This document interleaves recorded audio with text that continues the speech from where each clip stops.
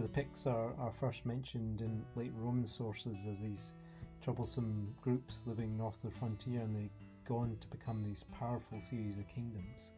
But really finding Pictish sites archaeologically has always been quite challenging.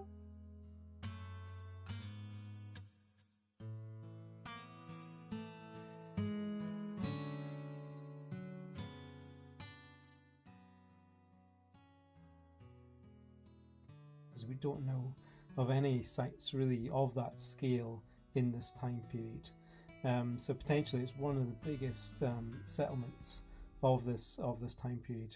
What was equally surprising is that there's hundreds of house platforms within that big fort. Previous surveys suggested something like 200 house platforms, but our surveys using the drones and the LiDAR survey suggest there could be as many as 800. So a huge settlement inside this fort. So we need to do more. Was this a permanent settlement? If so, it was reaching almost urban in scale.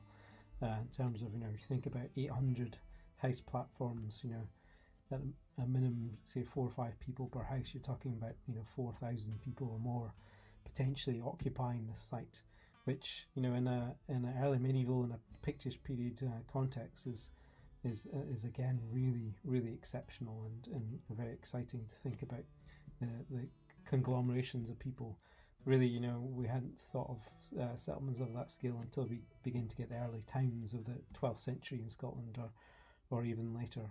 So still lots of work to do in terms of piecing all the story together, but it really underlines the exciting archaeology we have in that valley at Rhynie.